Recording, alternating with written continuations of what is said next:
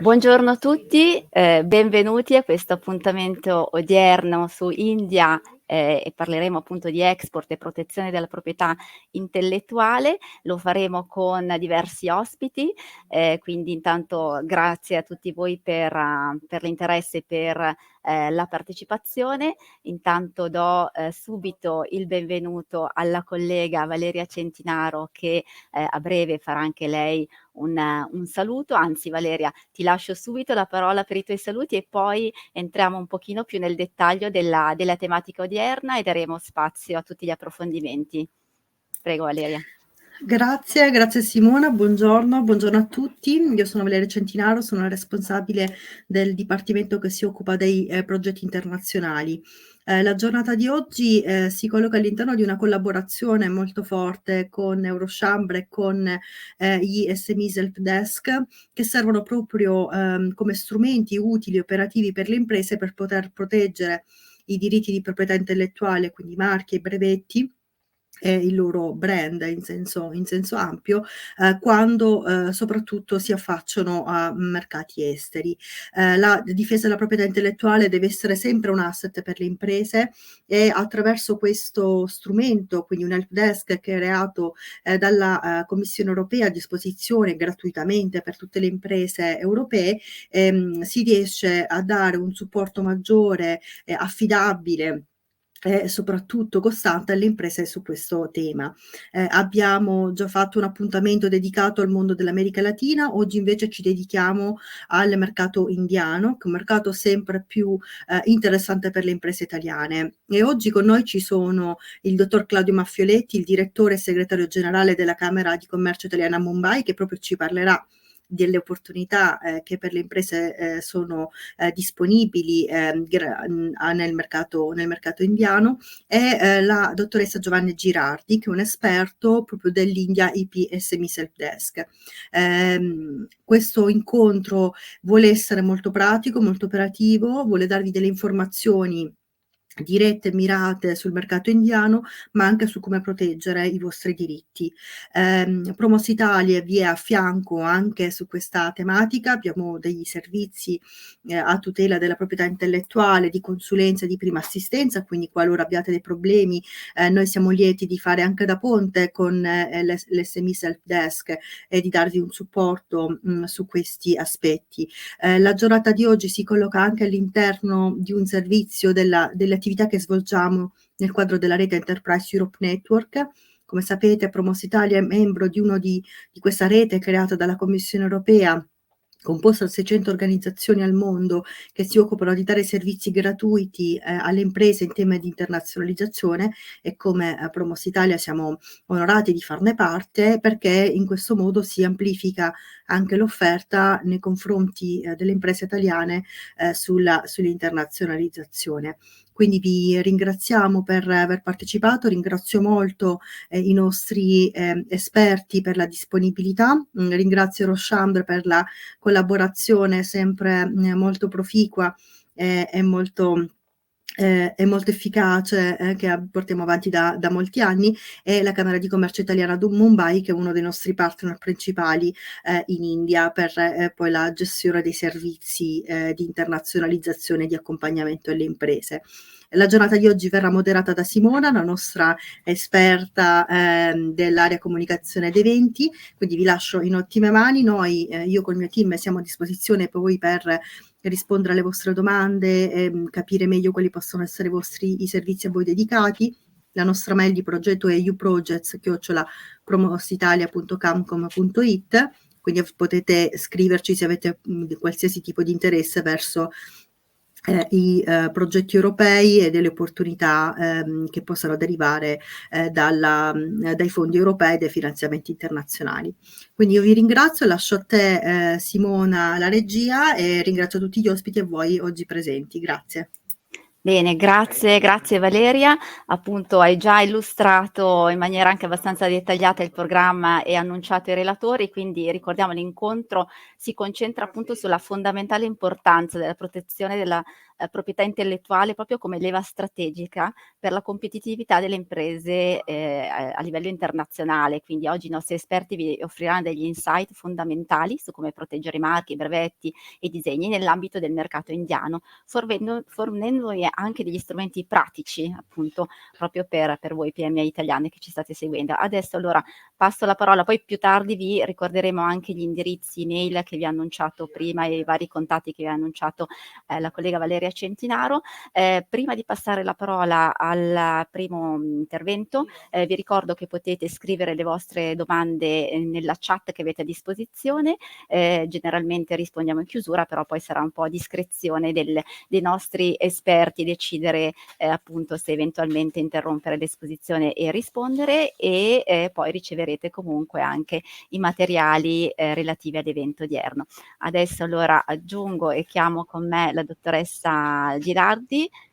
Buongiorno, benvenuta. Ricordo che l'intervento della dottoressa Girardi sarà in lingua inglese, ma abbiamo anche appunto delle slide a supporto che quindi aiuteranno a seguire il discorso.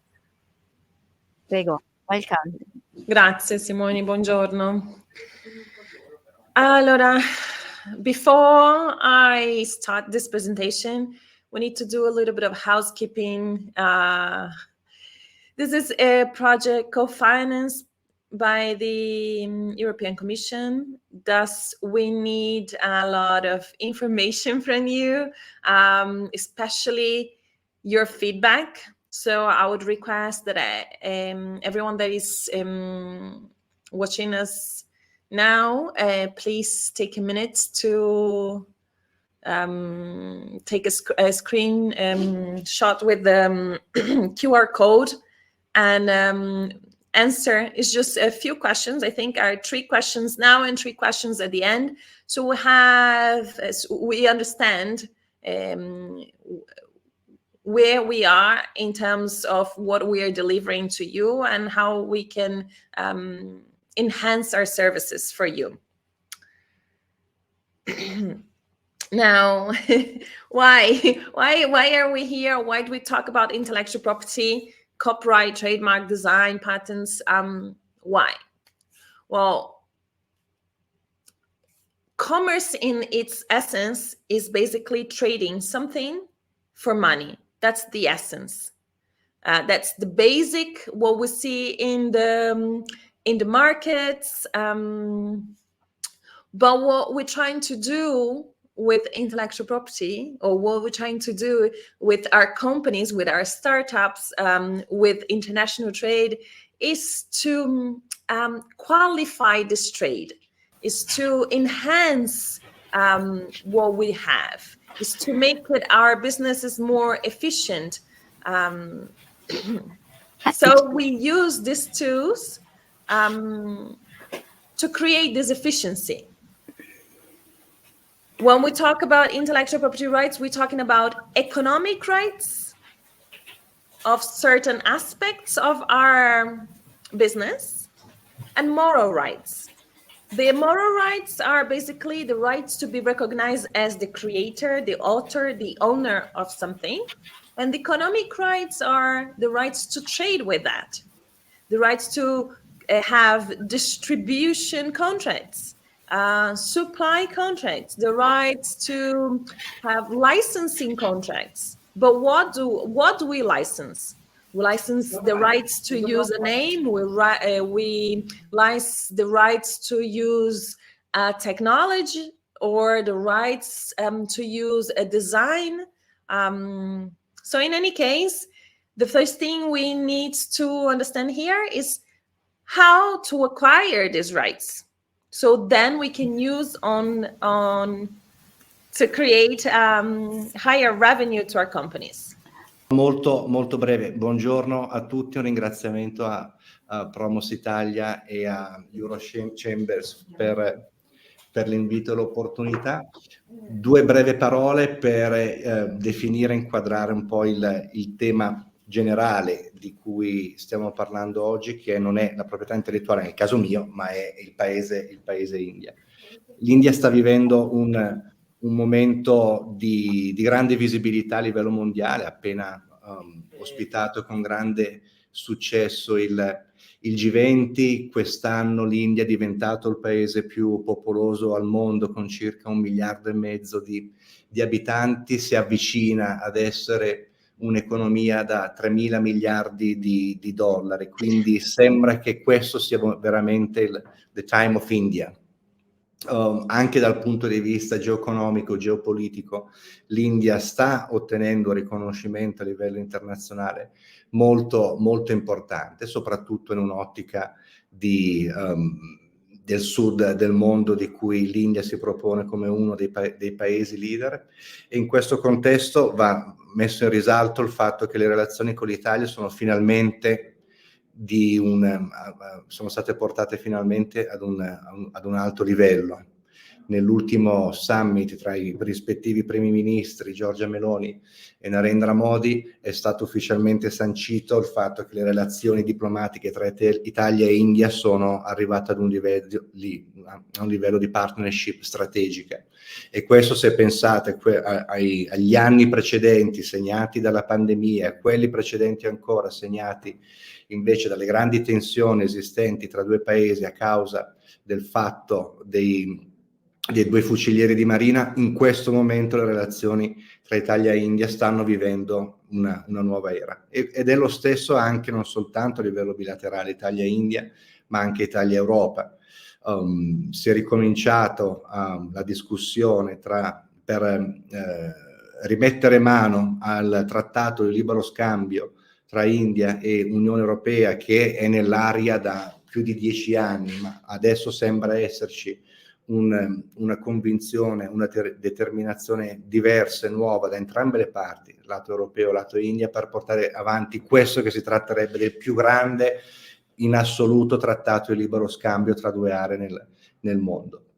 In questo contesto le relazioni tra Italia e India stanno andando molto bene dal punto di vista commerciale.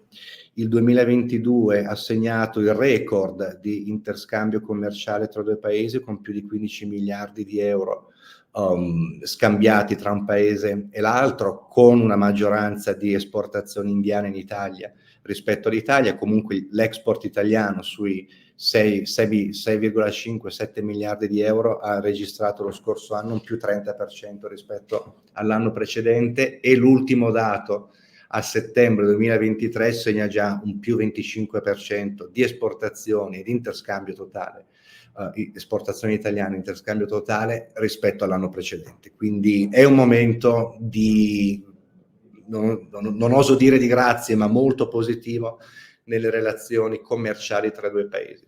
Dal punto di vista industriale cresce la presenza delle imprese italiane in India.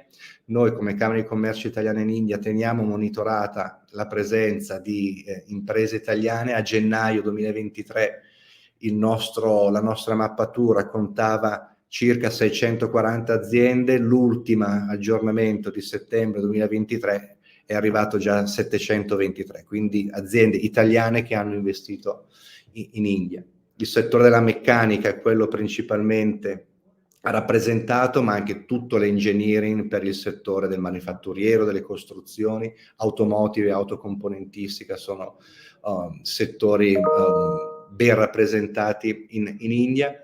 Delle 730 imprese italiane presenti, un 40%, quindi 330-340, hanno delle unità produttive in India. Io in questo momento sono collegato da un nuovo stabilimento dell'azienda Bonfiglioli Emiliano Romagnola, che ha inaugurato oggi il terzo stabilimento in India per fare i suoi sistemi di trasmissione.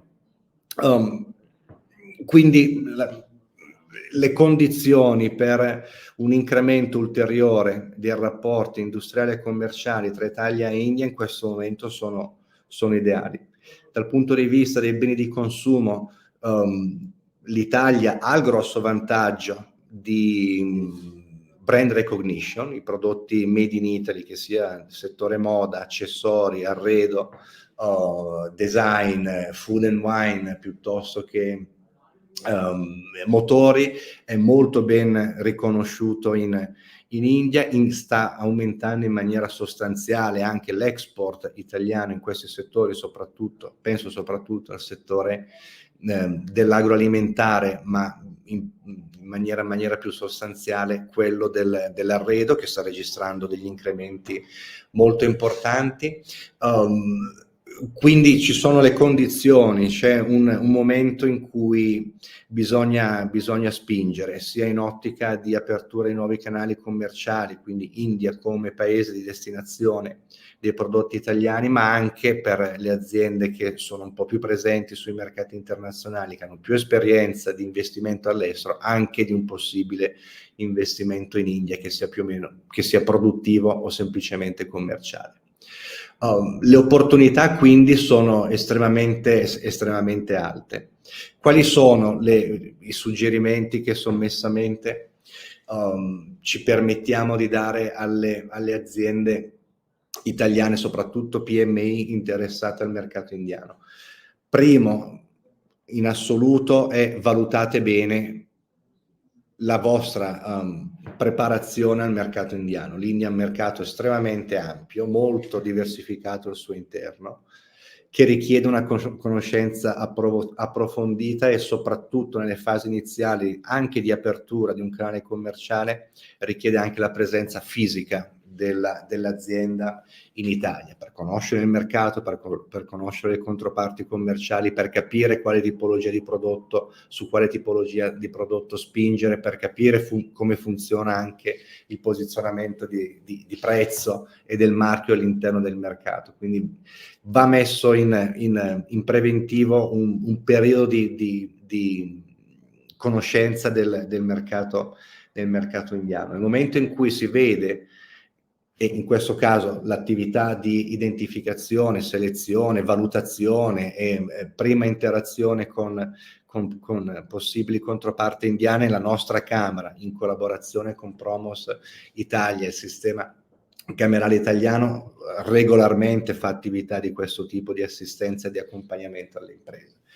Ma allo stesso tempo è assolutamente importante capire come proteggersi, quindi ben vengano webinar di questo tipo che danno un po' un approfondimento su quelli che sono i contesti internazionali e i contesti specifici locali in cui dover operare. Il secondo suggerimento che mi permetto di dare è quello di guardare all'India con un'ottica di medio periodo.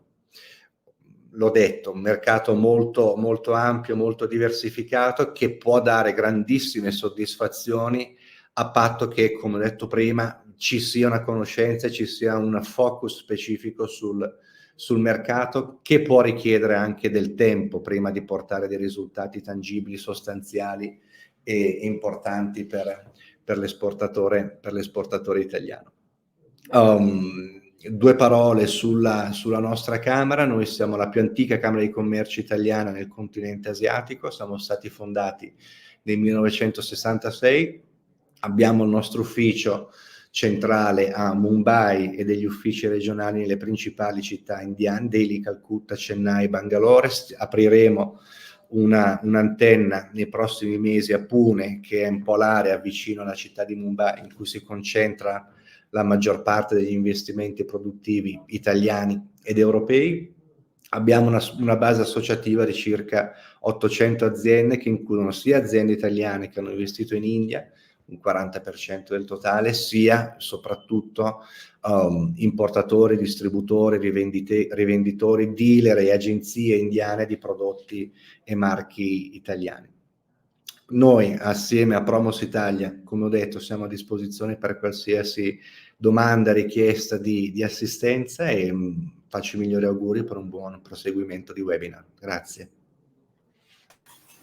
Bene, grazie mille al dottor Maffioletti.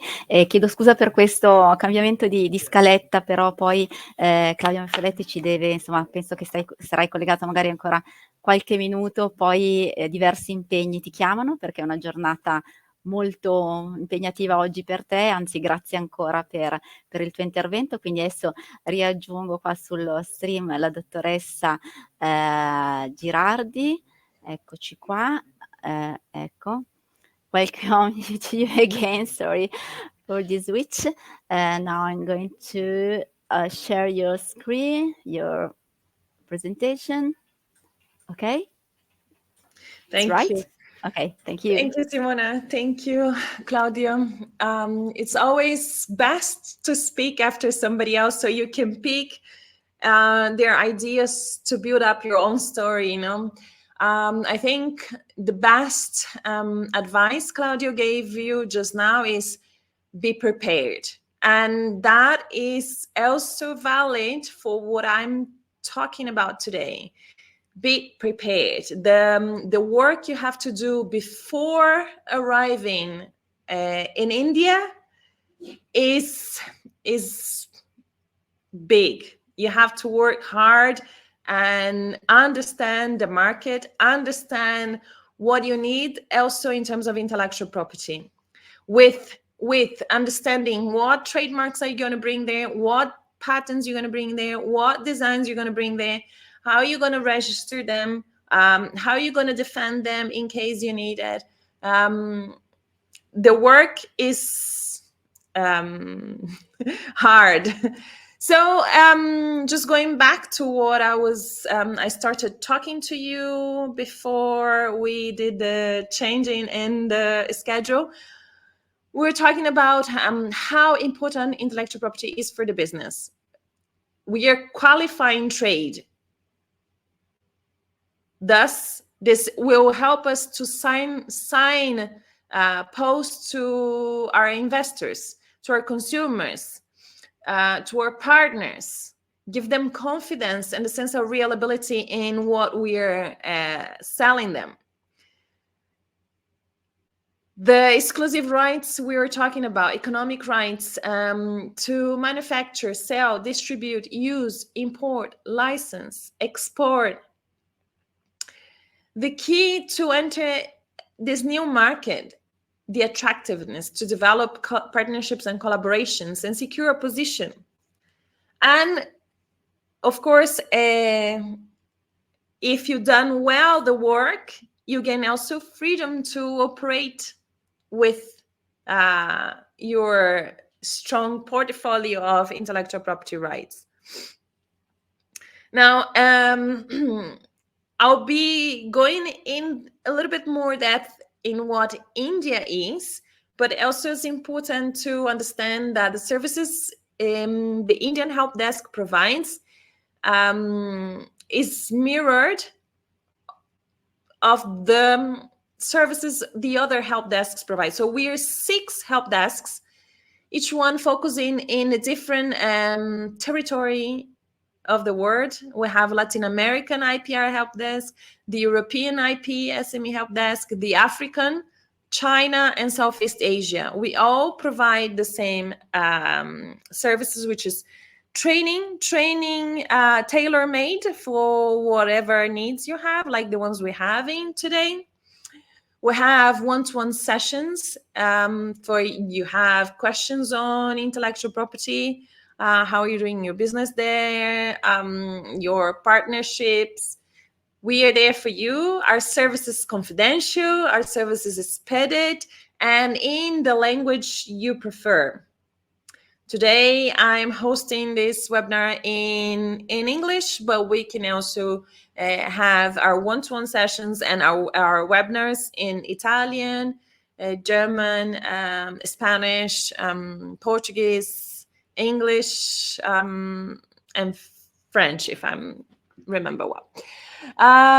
You also have in our webpage self-learning materials.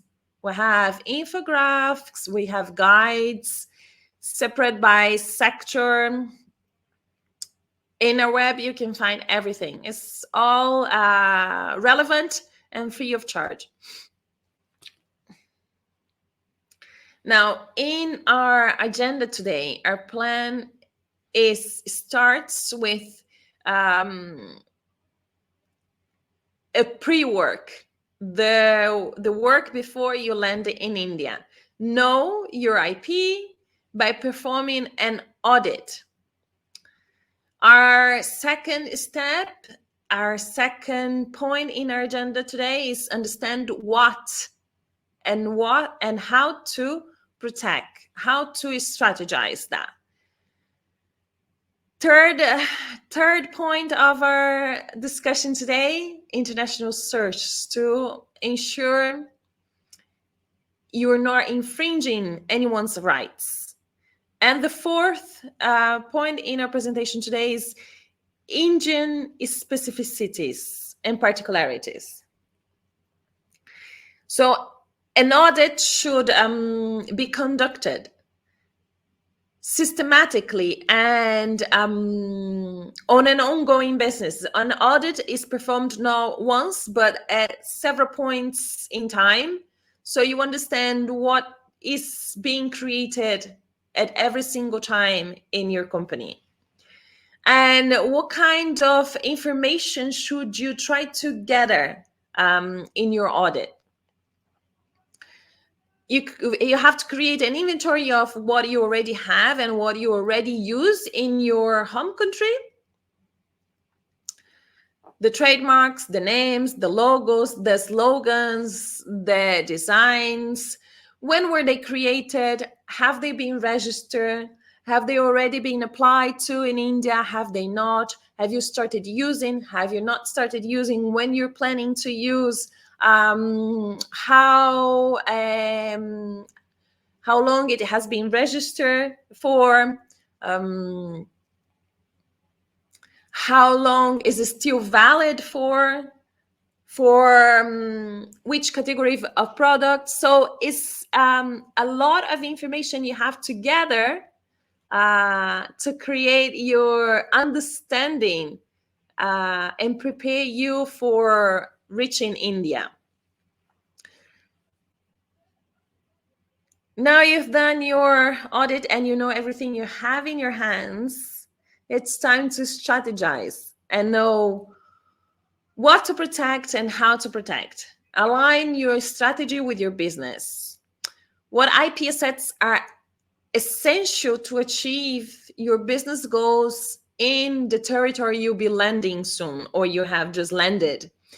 Prioritize registration and protection of those assets. Don't leave it for your business partners. Don't leave it for later. It's important to have it in your hand, to the control of these assets as soon as possible. These assets are territorial in coverage. So if you have your assets registered in Italy or anywhere else within the European Union, make sure you don't forget that they have no effect in India unless they are also applied and registered in India. So having a P strategy is a must for evolving the business efficiently.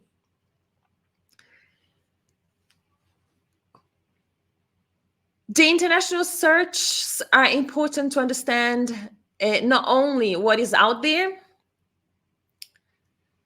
but also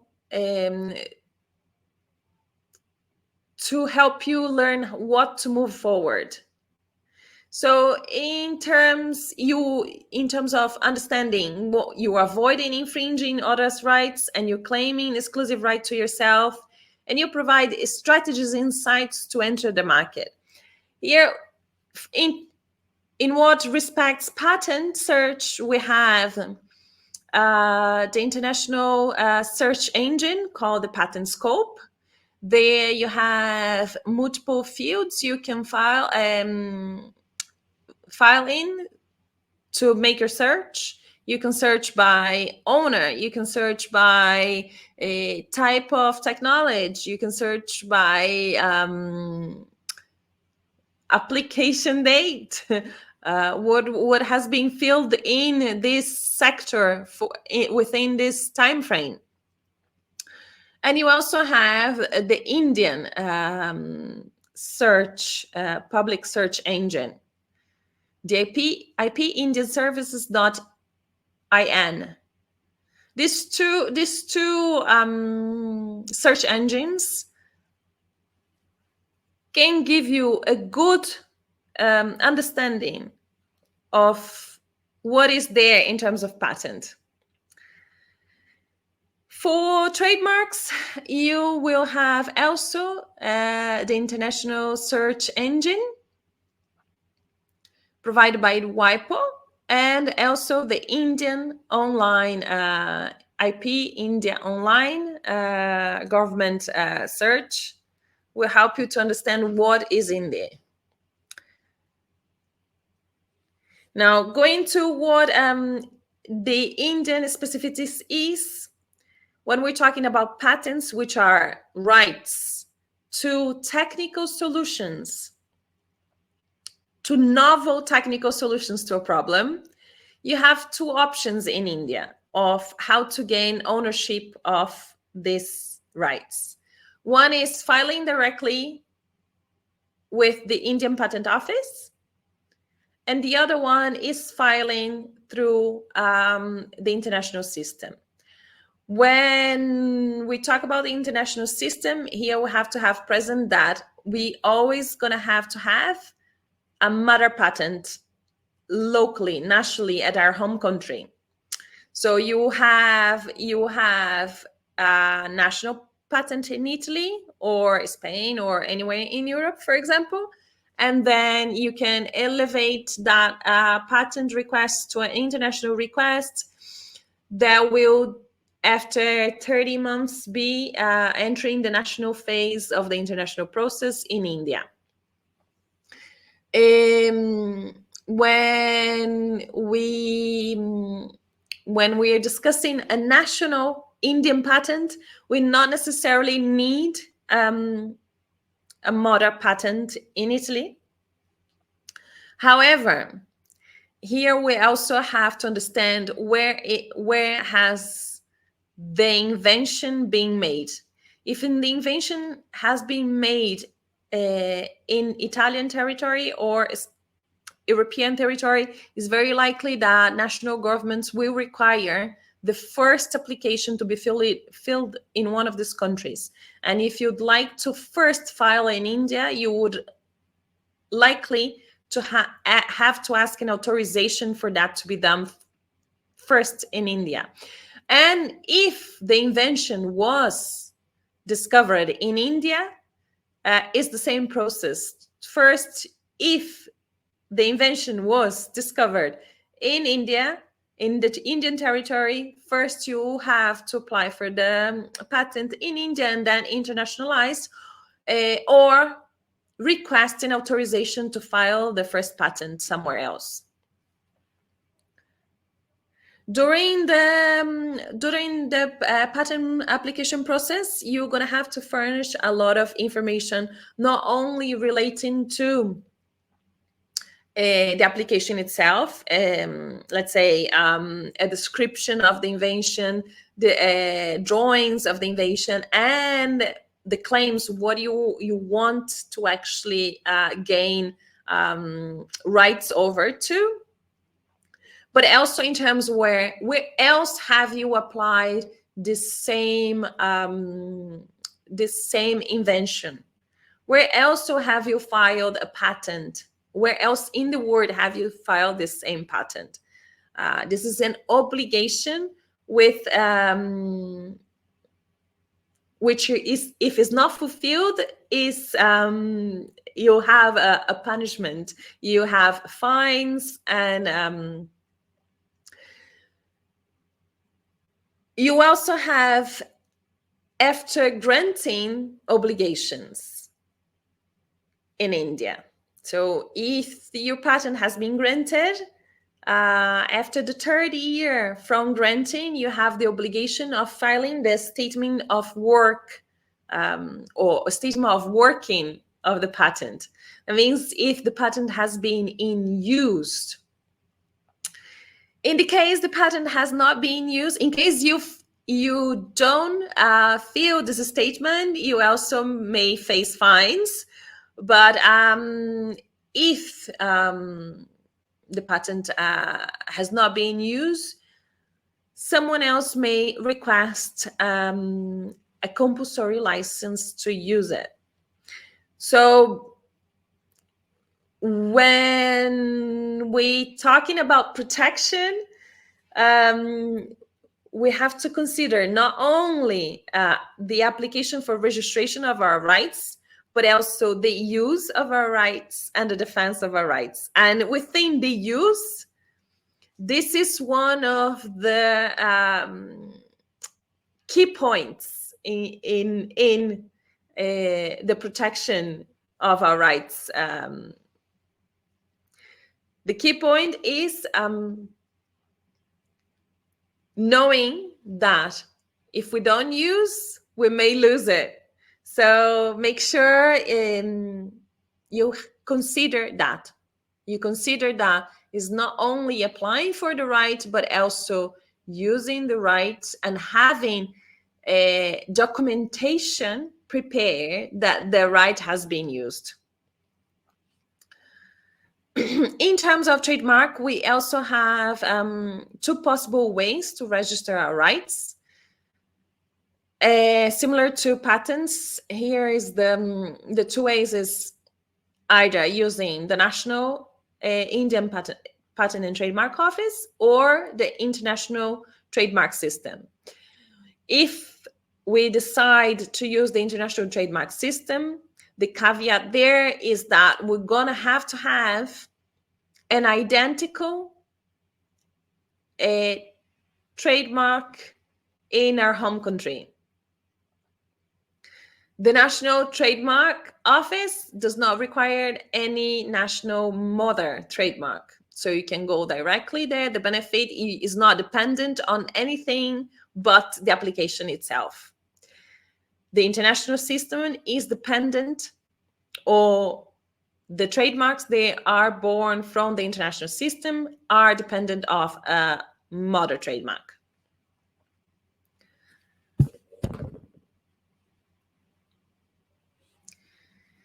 In terms of designs, unfortunately, the only path possible to acquire the rights in India is the path of the National Patent and Trademark Office.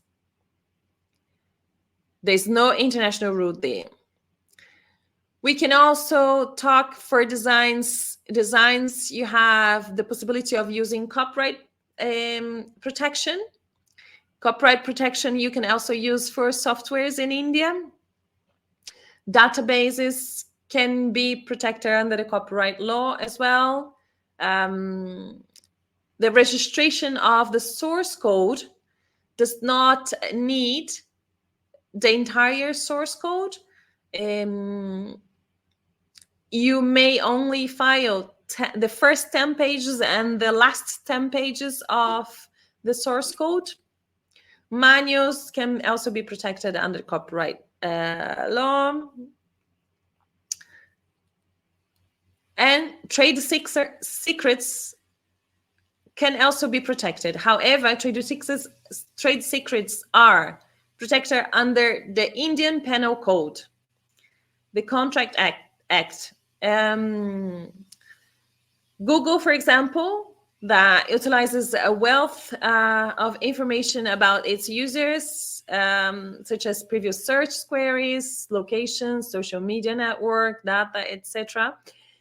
They can maintain their rights as trade secrets as long as they can keep that as a secret to improve their current search engines and its target advertising to those users.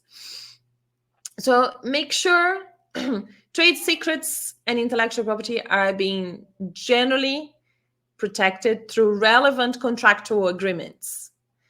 Nice. To acquire the rights, you need the registration. And then the relevant agreements you would have, will enable you to generate revenue and will enable you to ensure that at least with your partners, your rights are respected. You have your technology contracts co-development, tech transfer, consultants and service agreements. How, very important question you have to answer there in your technology contracts. The results of those researches, how are they going to be, how are you going to obtain return on the results of those research? Who will have the rights to the results? How the right to those results will be shared? In terms of trademark and patent license agreements, also, what is the scope of the license there? What is the scope?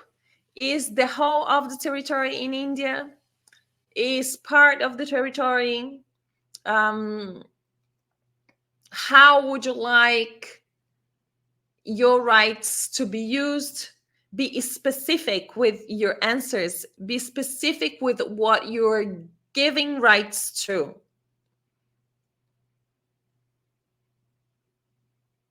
Make sure if you're in early stage, you have a non-disclosure agreement, a confidentiality agreement, because in negotiations, you're giving a lot of information that may be used in ways you were not expecting. So it's important to make sure you kind of close the possibilities there. A look into your employment agreements as well is important, because a lot of your intellectual property is being created by your employees, and thus they have a lot of information on your technology, your rights, and thus it's important to close also the possibilities for the future there. Yeah, also the IT and related agreements. Now, enforcement, we talked about the pre-work, the auditing. We talked about the work itself, registering the rights, acquiring the rights in India, about using them in contracts. So pre-work, registration, use of the rights in after registration, and we also, to close the protection road, we need to talk about enforcement. And this is where the biggest problem lies, because with your registration, registration is not enough to avoid infringement.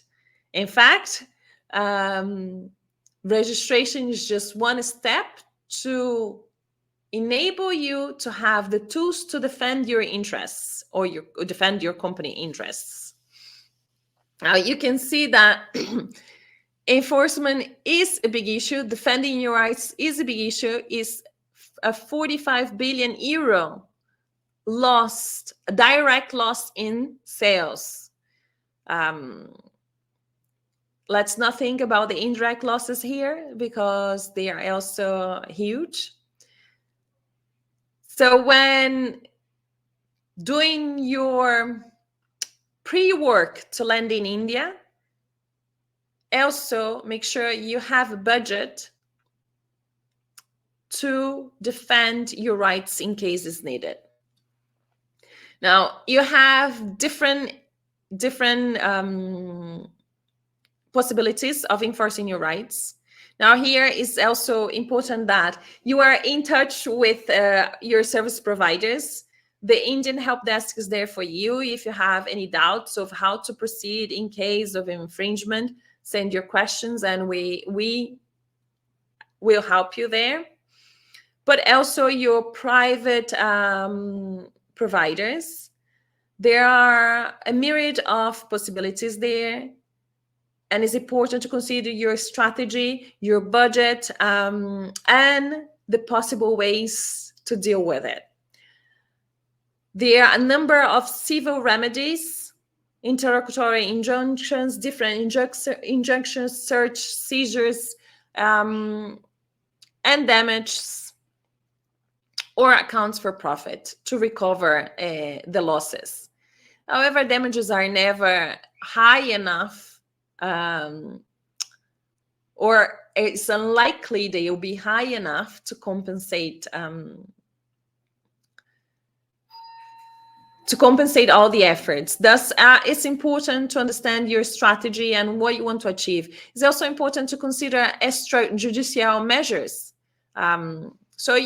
As for judicial measures, you have the civil remedies, you also have the criminal remedies, which are quietly heavy for falsifying and falsely applying, for example, trademarks or false descriptions. You also have customs measures to prohibit the import and exports of goods.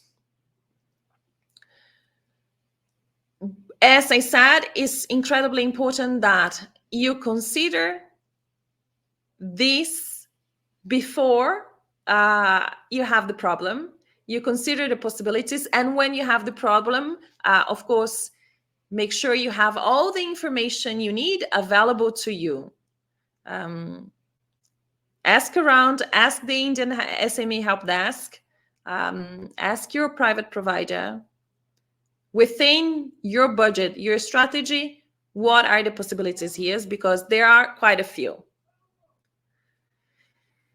When an infringement is detected, it's important identifying the product, determining the known areas that deals with the counterfeited products, determining the identity of the person or business using it, where and what type of goods and services are being sold.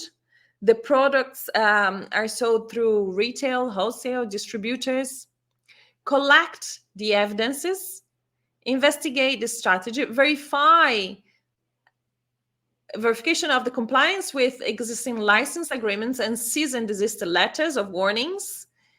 Carry out an online and offline surveillance of the business entity, domain hosts, payment gateways, etc.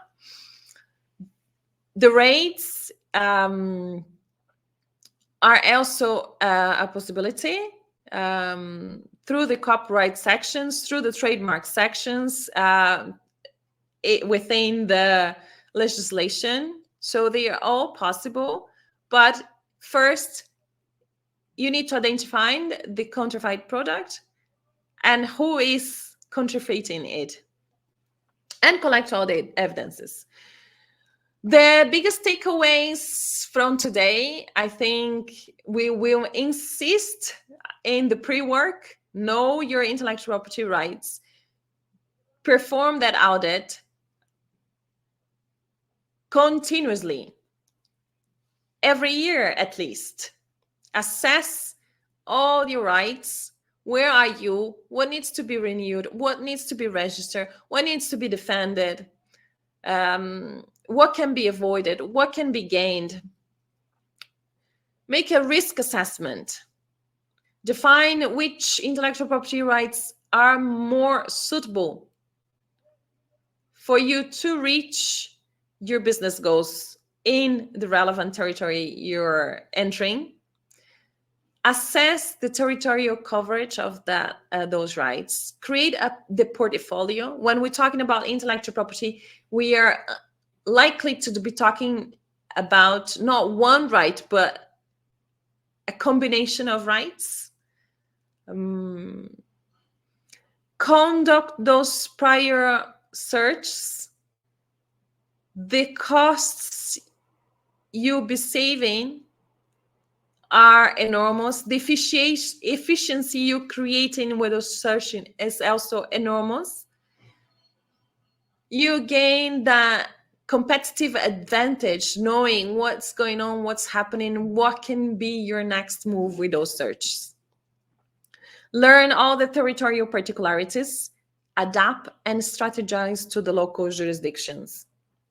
And last but not least, as I mentioned at the beginning, we need your post-assessment feedback. Thank you very much. And please let me have any and all of your questions.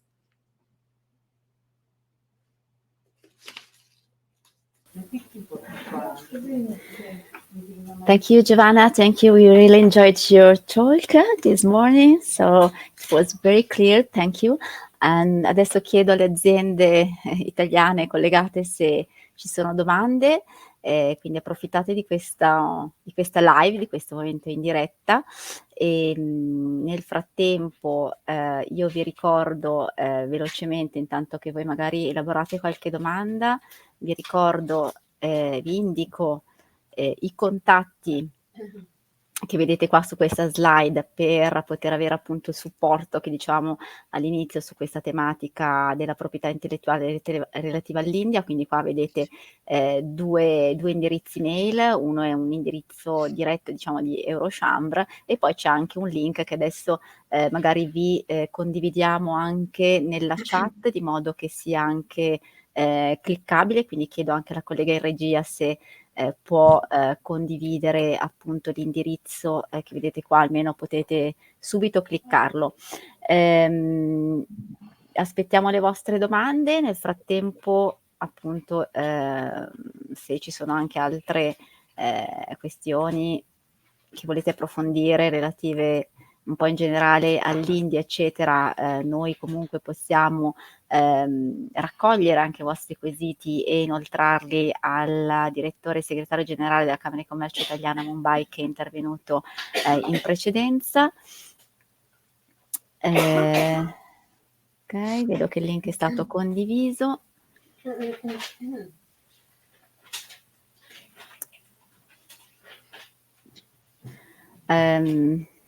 Giovanna, have you other tips that you would like to suggest to our companies just to take time to?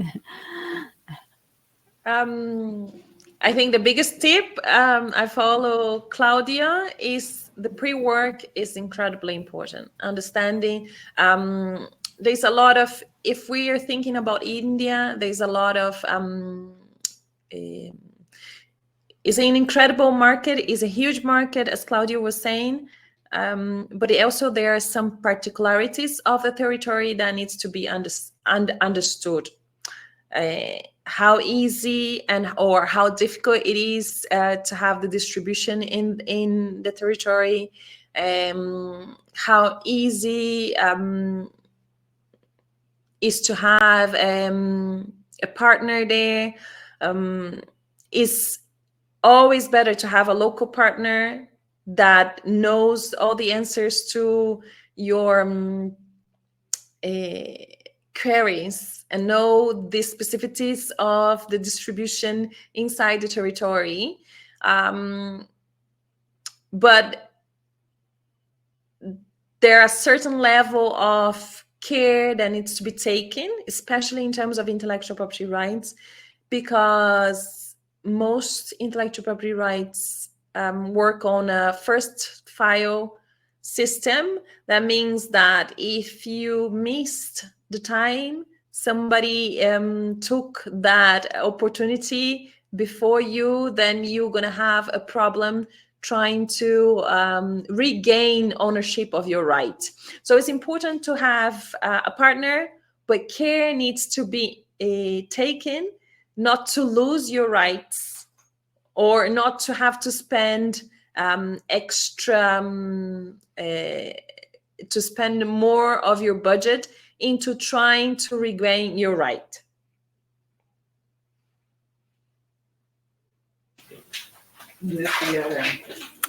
Thank you.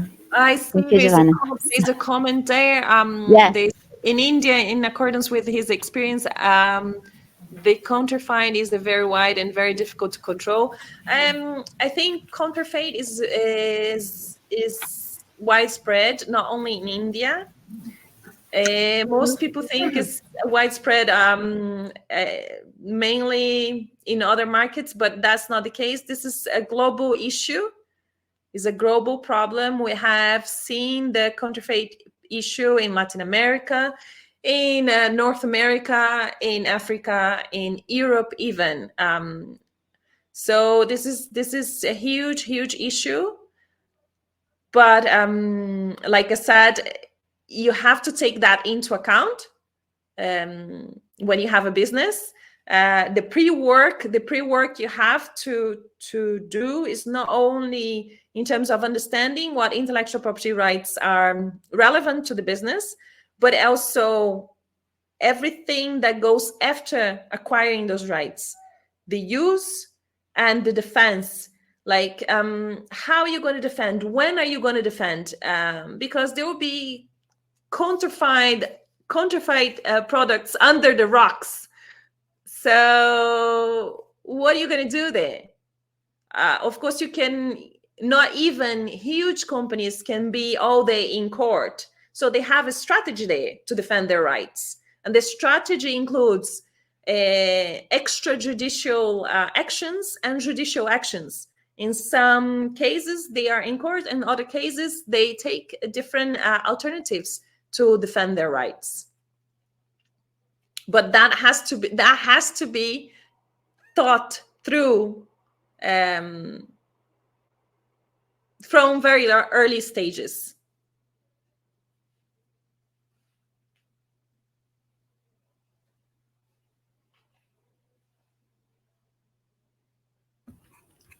We cannot hear you, Simona. Yeah. Sorry. My microphone was switched off. So thank you, Mattia Mariam, for joining us. Mattia is project officer of Eurochamber. So I give you the floor just to share some thoughts with our audience. Yeah, sure. Thanks a lot. Maybe I will switch to Italian. So, okay, thank you. Yes. Grazie Giovanna, innanzitutto per la ottima presentazione come sempre. Grazie a Promos, Monica, Simona, Valeria per la collaborazione. Siamo molto contenti di continuare a collaborare, diciamo, insieme per questi training per le vostre aziende. Volevo soltanto ricordare, innanzitutto, a parte fare un saluto anche a Claudio per essere intervenuto e per la sua ottima spiegazione sul mercato indiano. Volevo ricordare che, come ha detto Giovanna prima, siamo un servizio della Commissione europea completamente gratuito. Siamo a disposizione per le aziende non solo italiane, anche aziende europee o dei paesi associati al Single Market Program. Quindi anche le aziende presenti oggi, se siete a conoscenza di altre piccole e medie imprese dello spazio europeo del Single Market Program interessate al mercato indiano, potete comunque sia girare, diciamo, questa informazione riguardante i nostri servizi ad altre aziende interessate. Cosa importante da tenere a mente, diciamo, i nostri servizi sono, come ha detto Giovanna prima, completamente gratuiti. Abbiamo un servizio di helpline, come è mostrato tra i contatti nella slide, che le aziende possono contattare per mettersi in contatto direttamente con gli esperti in proprietà intellettuale. Se ci sono domande più relative ai servizi che offriamo come training, materiale informativo online, le aziende o altre business support organization possono mettersi in contatto direttamente con me o con il mio collega Joel. Si possono anche richiedere dei meeting bilaterali con gli esperti tramite il nostro sito web. Il link sarà a disposizione quando verrà condivisa la presentazione in questa slide. C'è la possibilità quindi di riservare un meeting bilaterale con gli esperti per, diciamo, avere un meeting un po' più un incontro un po' più confidenziale, dove si possono chiedere delle informazioni, diciamo, che magari non vogliono essere rese pubbliche durante un pubblico evento. Quindi, insomma, questo è anche un altro servizio che offriamo, è completamente gratuito come tutti gli altri. Rimaniamo a disposizione se ci sono domande al momento, o se no, insomma, potete mandarci una mail e contattarci quando lo ritenete più opportuno. Ottimo, grazie Mattia per queste precisazioni, sempre molto utili per le aziende, così da far comprendere meglio anche appunto il valore, tutto il lavoro che c'è dietro questo servizio di assistenza alle imprese. A questo punto non mi resta che ringraziare tutti. Prima di tutto ringrazio le aziende collegate con noi, speriamo che vi sia stato utile questo approfondimento e rimaniamo, come detto, a vostra disposizione. Vi aspettiamo ai prossimi appuntamenti online e a questo punto chiudo la trasmissione. Un saluto, grazie a tutti i relatori e a tutti gli interventi di questa mattina. Grazie a tutti. Grazie.